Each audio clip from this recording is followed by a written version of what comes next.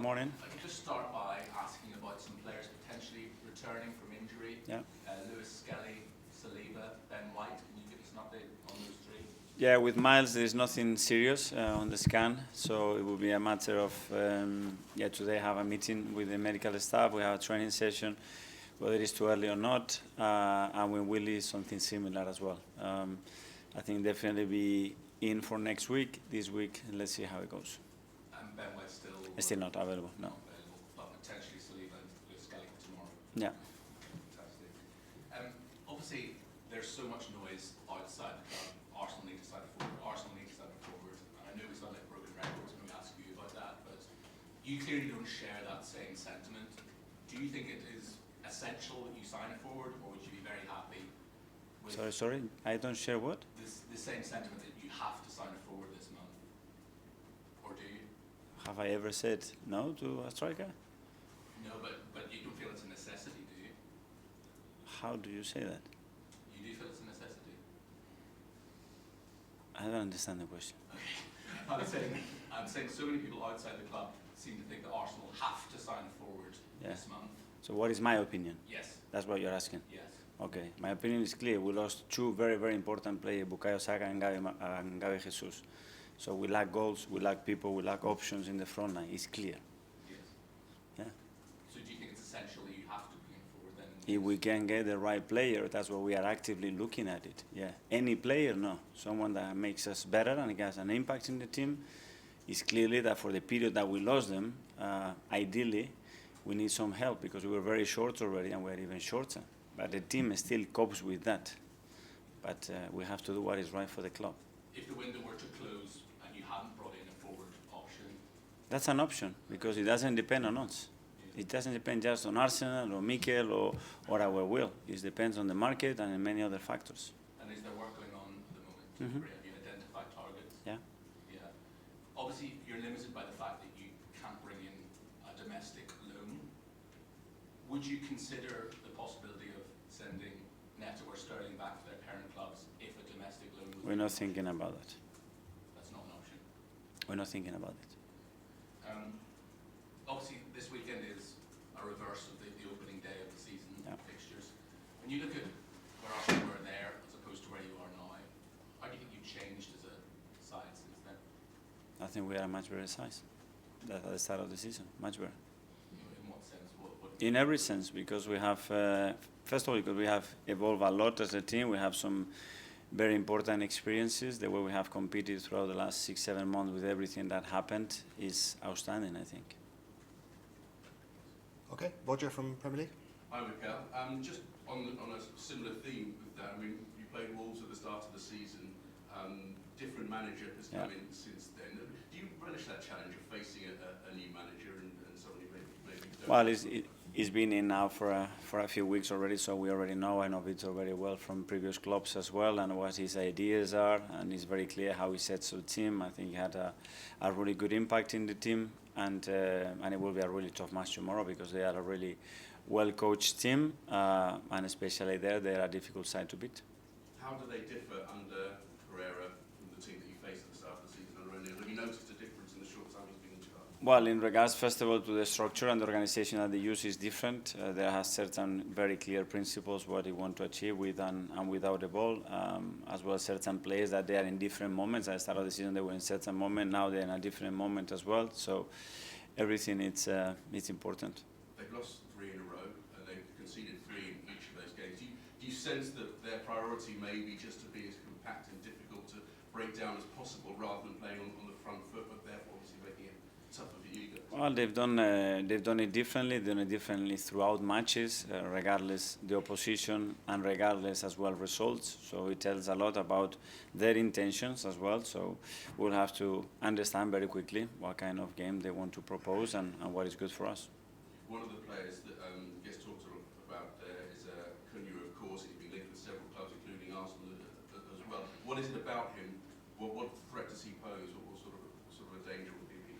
Yeah, you know, I prefer not to talk about the individual. I talk about the collective qualities that they have, and they do have a lot. Recent games, the Cup game, the Aston Villa game, you have said that the team probably hasn't got what it's deserved. It's dominated matches, created chances. Is there a danger that that sort of thinking can get to the players as well. They can think things aren't going our way, we're playing well, but we're not getting the results. That's a fact. That the thing is that we cannot feel sorry for ourselves. We have to design our hands, and there are certain elements, certain things, certain moments that we have to elevate those standards. So then those margins become huge, and they are a reflection of actually what happened on the pitch. Okay. Go to Alex from the BBC. Hi, Mikel. Hi. I know it's only been a couple of days since we saw you last, but have there been any further plans about the winter break? No further plans, not yet. And I know you've been asked a lot about the striker, and you said that it has to be right for the club. Does that factor in potentially the summer window and the plans that you have long-term about potential new players? Well, everything has, obviously. You have certain resources, the ability to recruit certain players, to develop certain players, to bring certain players for the academy. So everything, in a positive note as well. We have two over our own players that probably nobody expect to have any participation this year. And they had a lot, and a very important one so far. So that's as well a big bonus. Ian, talkSPORT.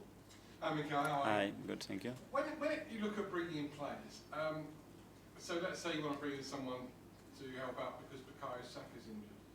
How difficult is it? Because that player knows that the minute Bukayo Saka comes back, Bukayo Saka's going to play. That's the theory, we don't know for how long and how many games he can play. I think the context has changed a lot. I mean, the amount of games that we have, the intensity, the demands that we put in our players, it's just impossible to think that a player can sustain a position. It's not going to happen.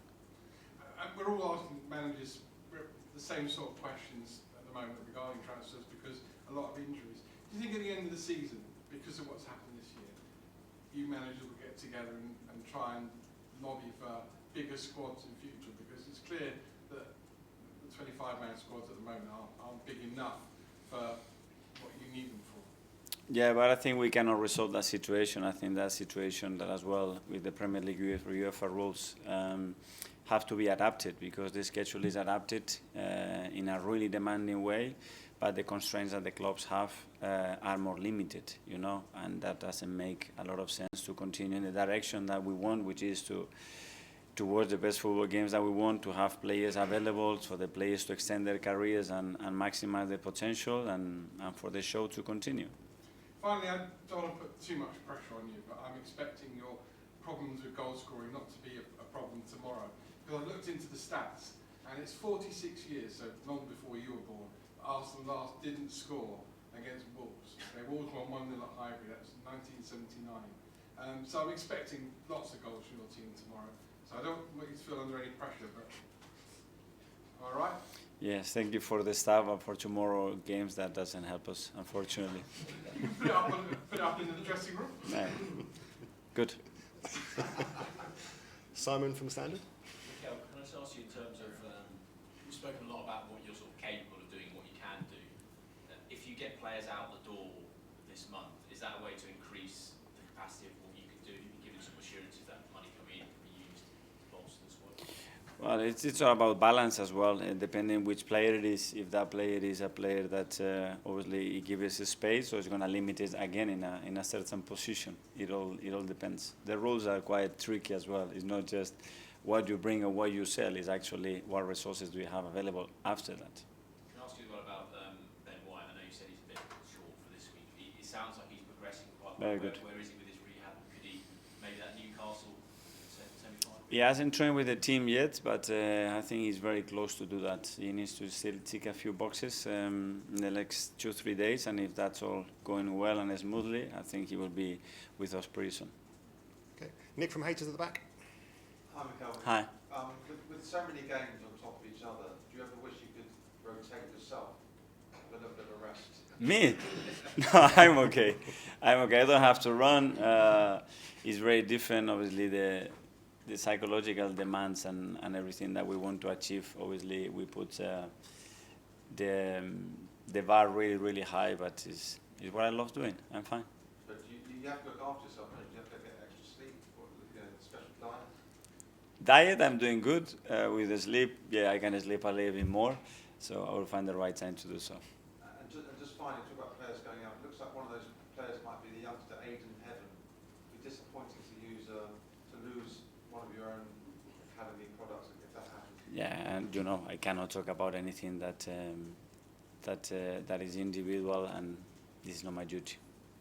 Okay, we'll stay at the back with Phil from PA. Hi, Mikel. Hello. Just on the title race, obviously it will probably be 9 points if Liverpool win their game in hand. How realistic do you think it is that Arsenal can catch Liverpool? I know we're still a long way to go. I mean, the margins are really, really small. You could see how things could have gone last weekend, and the turning point are minimals, and the gap suddenly looks very different. We have to be at it. We have to do what is in our hands, and it's still a long, long way to go. Do you envisage at some stage that they'll have a bit of a sticky patch? Because obviously they've been pretty good so far, but you know, most teams at some stage go through a bit of a difficult spell. They normally do, so we have to be there. That's for sure. Okay, Art Athletic. Hi, Mikel. Hi. A couple of Januaries ago when Leo and Jorginho came in, you kind of mentioned the squad was ready to absorb players with maybe a bit of an older age profile. I was just wondering, is that still the case, or has that changed in terms of what the squad can absorb in your opinion? Yes, it can, because I think you need to find the right chemistry and the right balance in the squad. And that goes with age, that goes with personalities, that goes with characters, that's what with different skill sets to adapt to very different demands that the game can throw at us. So I think the squad is in a good place. And just with Leo and Martinelli, actually, I think the past week's probably been very good for both of them. Yeah. You a good headache. And with those two, I think they've probably brought a lot more threat to this side. How have you kind of felt their past few weeks have been? Yes, very happy, because I think they have made another step forward, you know, that they are impacting the game in a more powerful way, in a consistent way as well. Both of them playing off the left, playing off the right, in the center. So it's a great asset to have, because they are really important, and the fact that both of them now are in a good moment, I think it gives the team a very good threat. James, ESPN. Hi, Mikel. Can Hi. I ask you about the market again? Or are you sick of it? Yeah, sure. Go ahead. After the Spurs win, Declan Rice was interviewed on TV. He said, "I'm not surprised if we're going to do something in the market because we had to bring Kieran Tierney on in an unnatural position." But obviously, the players don't call the shots, but have they told you, have they talked to you and said, "We feel we need another body, we need someone else"? Not like that, but I think, I mean, we all been there. They look at each other. Obviously, we have very, very short numbers for many, many weeks. And they recognize the situation. We all do. That's what we are trying to do, what is right for the club, for the team, for the players. That's our intention.